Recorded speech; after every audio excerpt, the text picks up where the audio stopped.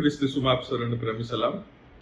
પ્રકટીકરણના પુસ્તકમાં આગળ વધતા આજે પ્રકટીકરણનો બીજો અધ્યાય અને 18 થી 29 વચન જોવા માંગીએ છીએ. પ્રભુનું વચન અહીં ઘડ્યા પ્રમાણે કહે છે કે તુઆતીરામાંની મંડળીના દૂતને લખ કે દેવનો પુત્ર જેની આંખો અગ્નિની જ્વાળા જેવી છે અને જેના પગ ચળકતા પિત્તળના જેવા છે તેઓ આ વાતો કહે છે. તારા કામ, તારો પ્રેમ, તારી સેવા, તારો વિશ્વાસ, તારી ધીરજ હું જાણું છું અને તારા છેલ્લા કામ પહેલાના કરતા અધિક છે એ પણ હું જાણું છું. તો પણ મારે તારી વિરુદ્ધ આટલું છે કે ઇઝબેલ જે પોતાને પ્રબોધિકા કહેવડાવે છે તે સ્ત્રીની તું સહન કરે છે. તે મારા સેવકોને વ્યભિચાર કરવાને તથા મૂર્તિઓના નૈવેદ્ય ખાવાને શીખવે છે અને ભમાવે છે. તે પસ્તાવો કરે માટે મેં તેને અવકાશ આપ્યો, પણ તેણે તે પોતાના વ્યભિચારોનો પસ્તાવો કરવા ચાહતી નથી.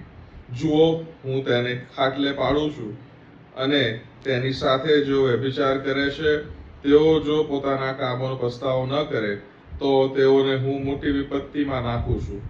મરકીથી હું તેના છોકરાનો સંહાર કરીશ અને સર્વ મંડળીઓ જાણશે કે મન તથા અંતઃકરણનો પારખનાર હું છું અને તેમાં દરેકને હું તમારા કામ પ્રમાણે બદલો આપીશ.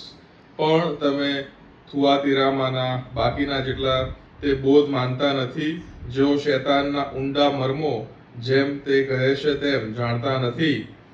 તે તમોને હું આ કહું છું કે તમારા પર હું બીજો ભાર નાખતો નથી.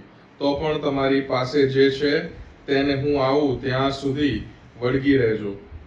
જે જીતે છે અને અંત સુધી મારા કામ જાળી રાખે છે તેને હું વિદેશીઓ પર અધિકાર આપીશ. તે લોડાના દંડથી તેઓ પર અધિકાર ચડાવશે અને કુંભારના વાસણની પેઠે તેઓના કકડે કકડા થઈ જશે.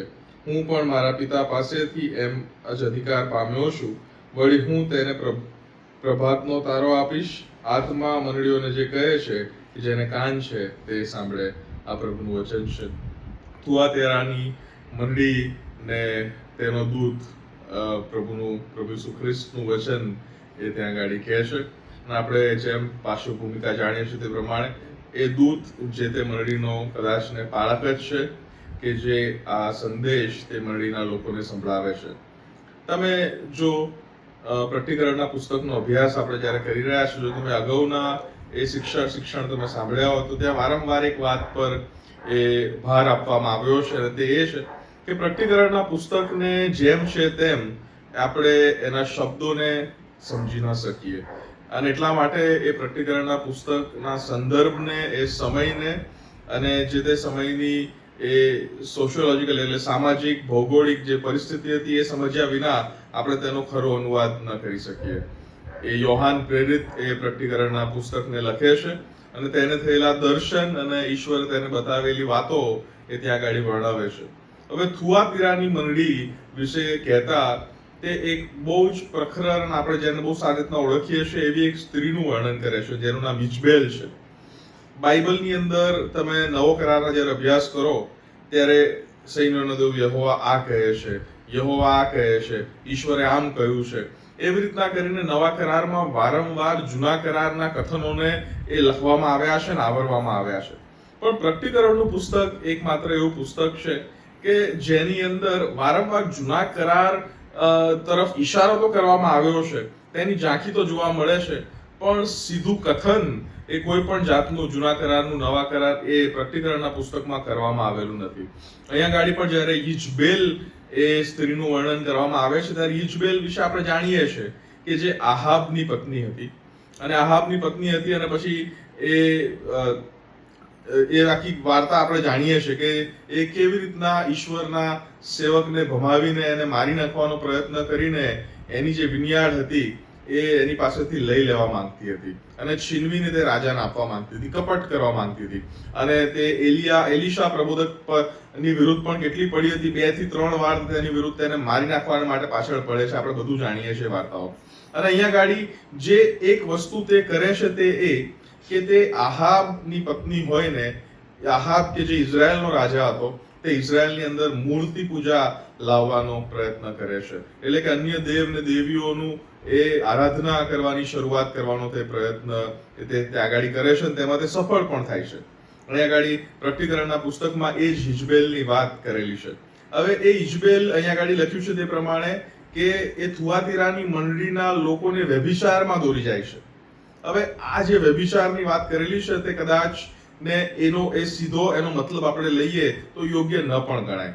એ સીધો મતલબ હોઈ પણ શકે અને ના પણ હોઈ શકે, પણ વધારે શક્ય એ છે કે તે એક રચનાત્મક આગળ વર્ણન કરવામાં આવેલું છે જે મને તમને એ જૂના કરારની ઇઝબેલ તરફ લઈ જવા માંગે છે.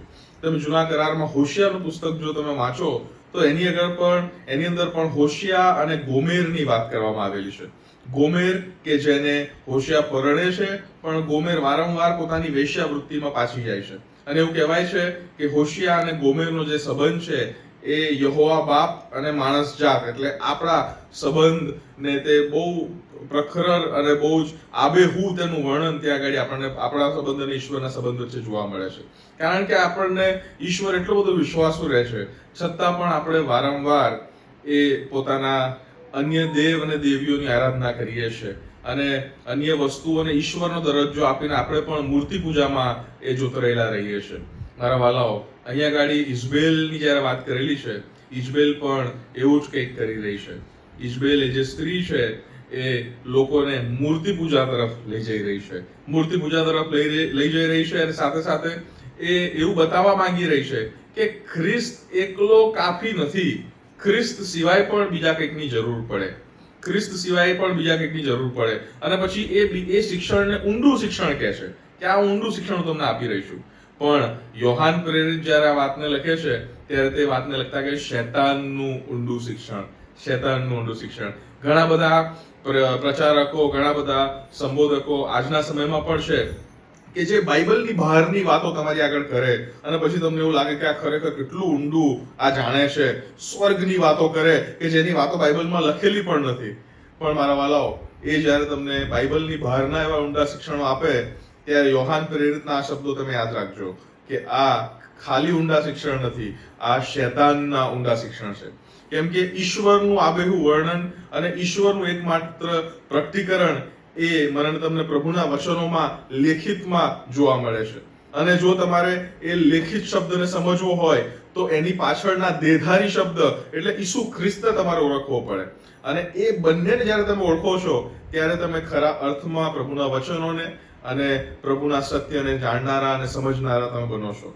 આ જે ઊંડા શિક્ષણો આજના સમયના પ્રવક્તાઓ, પ્રચારકો અને જૂઠા શિક્ષણ આપનારા લોકો તમારી આગળ મૂકે છે એ શૈતાનના ઊંડા શિક્ષણો છે, જે મને તમને ખ્રિસ્ત એ પોતાની જાતમાં જ પરિપૂર્ણ છે અને ખ્રિસ્તમાં જ મને તમને તારણની અનુભૂતિ મળે છે, તારણની ખાતરી મળે છે. એનાથી આપણને દૂર લઈ જાય છે અને કહે છે કે ખાલી ખ્રિસ્ત નહીં ચાલે, બીજું કંઈક પણ કરવું પડશે.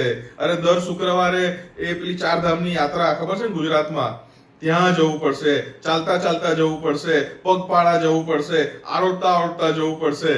અને આવું નહીં કરાય, પેલું નહીં કરાય, ફલાણું નહીં કરાય. અને એ મને તમને એક જ વસ્તુ તરફ ઇશારો કરે છે, લઈ જાય છે કે ક્રાઇસ્ટ ઇઝ નોટ ઇનફ. ક્રાઇસ્ટની સેલ્ફ સફિશિયન્સી પર એ પ્રશ્ન ઉપાડે છે. અને એવા ઊંડા શિક્ષણ યોહાન પ્રેરિતની ભાષામાં શૈતાનના ઊંડા શિક્ષણ છે. મારા વાલાઓ, જે અગત્યની વાત છે તે એ છે કે થુઆતીરાની મંડળીના જે અન્ય લોકો, જે લોકોએ આ શિક્ષણને અપનાવ્યું નથી અને જે લોકો ખ્રિસ્તમાં અને પ્રભુના વચનોમાં મંડ્યા રહ્યા છે, એમને એ પ્રભુનું વચન એવું કહે છે કે તમે એ પોતાના એ શિક્ષણમાં તમે પકડી રહો, તમે જાળવી રાખો પોતાની જાતોને. અને જેને કાન છે તે સાંભળે, જે છેલ્લે સુધી ટકે છે તે જ તારણ પામે છે. મારા વાલાઓ, આવો આપણે પણ વારંવાર પ્રભુના વચનોને વાંચતા રહીએ, એમાં વધુ ને વધુ ગહન શિક્ષણ પ્રાપ્ત કરતા રહીએ. અને જેટલું એને વાંચીશું, જેટલું ગહન શિક્ષણ પ્રાપ્ત કરીશું, એટલા જ હું ને તમે પ્રભુનું જે પ્રકટીકરણ છે, આ લેખિત શબ્દની પાછળ દેહધારી શબ્દ ઈસુને મળવાનો જે લાવો છે, એને આપણે કદી ન ચૂકી જઈએ. થુઆતીરાની મંડળીના એ ઇઝબેલ જે ઊંડા શિક્ષણ આપતી હતી તે ખરેખર શૈતાનના ઊંડા શિક્ષણ હતા. અને આજના સમયમાં પણ એવી ઘણી બધી ઇઝબેલ છે કે જે ઊંડા શિક્ષણ તો આપે છે, પણ જે ખરા અર્થમાં શૈતાનના ઊંડા શિક્ષણ છે, એનાથી આપણે બચી જઈએ, એનાથી આપણે દૂર રહીએ અને પ્રભુના વચનમાં જે મળતા સત્યો છે, એ વચનોના મર્મો છે, એને વળગી રહીને એમાં આપણે આગળ જીવવાને માટે, ખ્રિસ્ત જેવા બનતા જવાને માટે યત્ન કરતા રહીએ. પ્રભુ આપ સર્વને આશીષ આપો. આમેન.